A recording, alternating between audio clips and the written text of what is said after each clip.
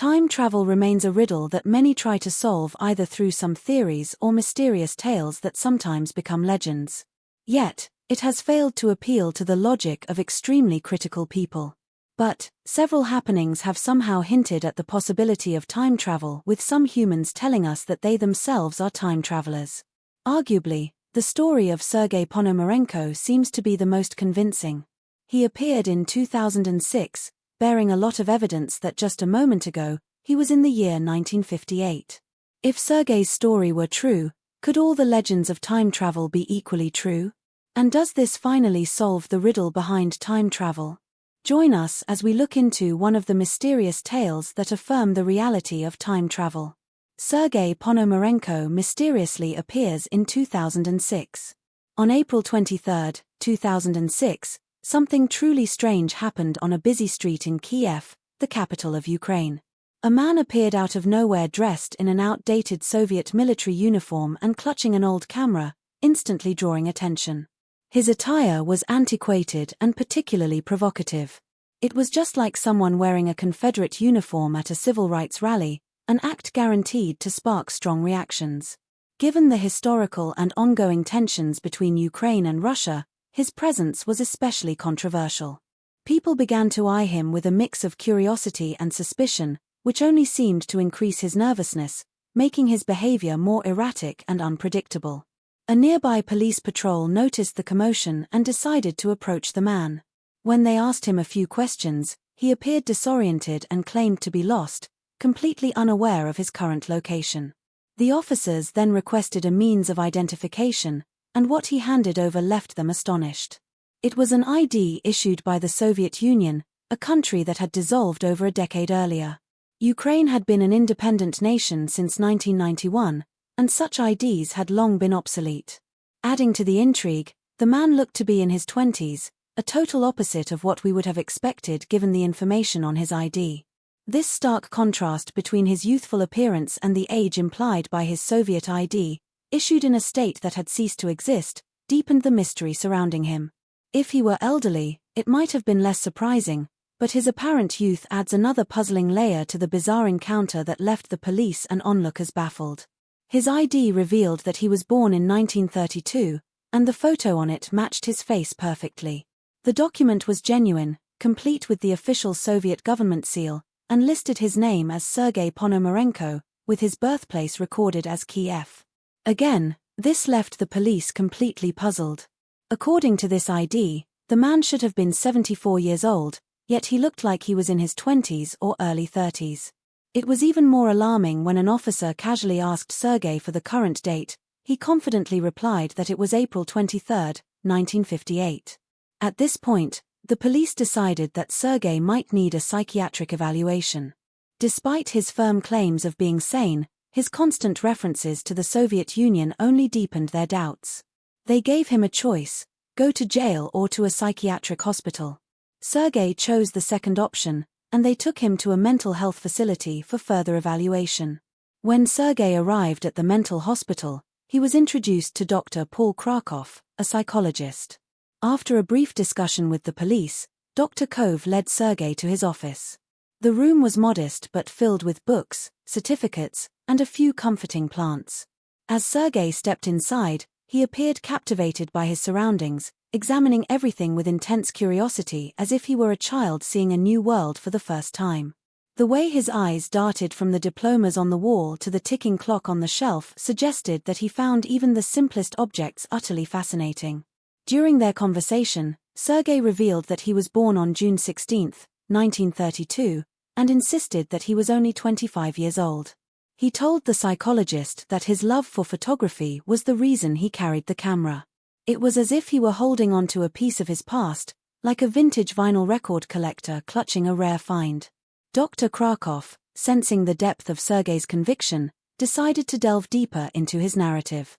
He asked Sergei how he managed to travel to the future, genuinely curious about the story behind this extraordinary claim.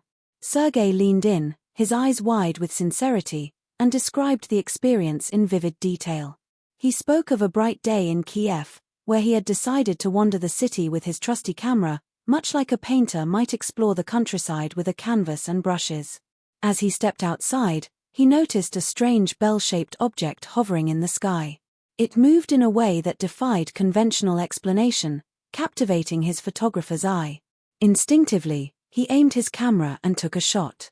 The moment I clicked, Sergei recounted, I found myself standing on the unfamiliar streets of Kiev. I hadn't moved or done anything else, just took my hands off the camera, and suddenly, I was here. Dr. Krakoff listened intently, intrigued by Sergei's tale. To him, it was as if he were listening to someone recount a fantastical dream or the plot of a science fiction novel.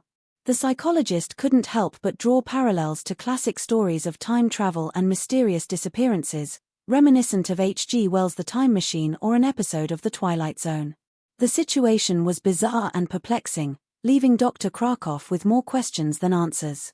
Fascinated by Sergei's story, Dr. Krakoff closely inspected his camera and the photographs it held. The device was an old Yashica Flex, using a type of film that had been out of production since the 1970s. It was as if someone today was using a typewriter to draft a modern-day email, an odd mix of outdated tools in a contemporary context. Acknowledging his limitations, Dr. Krakoff sought the expertise of Vadim Poyser, a seasoned photographer, to dig deeper into the mystery. Upon examining the camera, Vadim was astounded to see it documenting every detail of their interaction.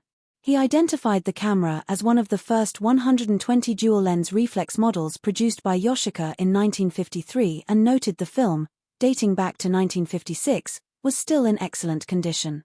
It was just like finding a classic car on the road, not only well-preserved but also fully functional, running smoothly despite its age. Initially, Vadim presumed Sergei was a collector of vintage photography gear. However, the camera's blend of old and new elements, coupled with the pristine state of the film, baffled everyone involved. Dr. Krakoff then asked Vadim to develop the photos to verify if the UFO Sergei described had been captured. The results were nothing short of astonishing.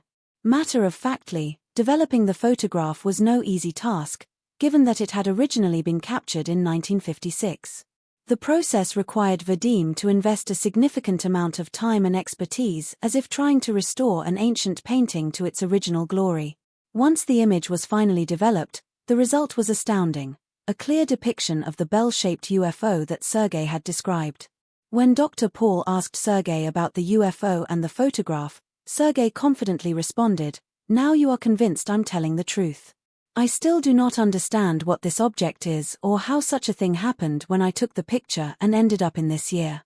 Among the various photos developed from the film, some showed the streets of Kiev as they appeared in the 1950s, while one striking image featured Sergei himself standing outside a building in 1956. Despite the film not undergoing any special preservation methods over the decades, it remarkably yielded exceptionally clear photos, much like discovering a vintage book in pristine condition after years of being hidden away. There were still numerous photos left to develop, and this required considerable time and effort. To prevent Sergei from escaping, the authorities placed him in a secure room under constant surveillance, with security cameras installed throughout the facility. Later that day, after all the photographs had been developed, they went to question Sergei. To their shock, he had completely disappeared. The police reviewed the security footage for any clues. The recordings confirmed that Sergei had entered the room, but there was no footage showing him leaving. Initially, they assumed he had somehow slipped out unnoticed, so they checked all the nearby camera feeds. Astonishingly, there was no trace of Sergei anywhere, leading to the baffling conclusion that he had truly vanished without a trace. This mystery of Sergei's disappearance from such a heavily monitored facility made Dr. Paul, the psychiatrist, suggest examining the photos for clues about Sergei's whereabouts. This idea seemed logical, so they meticulously scrutinized all the pictures, much like detectives piecing together fragments of a complex puzzle. They were about to give up when they noticed an image of Sergei standing next to a woman. It was a breakthrough that sparked new hope. Dr. Paul requested the local police to assist with further investigation. The police started by checking household registration records, much like historians unearthing old documents, and they soon found a file on a man named Sergei, who had mysteriously disappeared in 1960. They also identified the woman in the photograph as Sergei's wife, Valentina Kurik, who was now 74 years old. The police quickly located her for questioning, treating her as a crucial witness in a decades-old mystery. When they met with Valentina, she brought out a photo album and showed them a picture of her and Sergei from 1958, the same image found in Sergei's camera when he reappeared in 2006. This revelation was similar to finding a missing piece that perfectly fits into a jigsaw puzzle. Dr. Paul then showed Valentina the photo and recounted the strange events. She was equally surprised to see the picture and hear the story, her reaction mirroring that of someone encountering a long-lost relic with a fascinating history. Valentina confirmed that everything Sergei had claimed was true. She told the police that Sergei had disappeared for several days in April 1958, leaving her worried and nearly contacting the authorities. Suddenly, Sergei reappeared without explanation, much like a character re-emerging in a novel after a mysterious absence. Although relieved to have him back, Valentina noticed that he behaved oddly, displaying significant anxiety and refusing to discuss his absence. This peculiar behavior continued for 2 years until his final disappearance in 1960, creating a narrative that resembled the unresolved tension in a suspenseful story. In the year 1960, Sergei finally opened up to Valentina about the days he had mysteriously vanished. He disclosed that he had been inexplicably transported to 2006 during that period and that he was trapped there for a while before he could come back. After giving this astonishing account, Sergei disappeared once more, this time, without ever returning. Valentina never saw him again but received a letter from him later on. Enclosed in the letter was a photograph of a bearded man who looked to be in his 40s. Further investigation revealed that the photo had been taken in a park by the Dnipro River in Kiev, Ukraine's primary river. Interestingly, the buildings visible across the river in the photograph did not match any current structures. This led to the startling realization that the picture must have been taken in the future. A handwritten message on the back of the photo read, "I am good at everything and I will try to come back." Again, this discovery further deepens the mystery of Sergei, the time traveler. Video, like, share, and subscribe to the channel.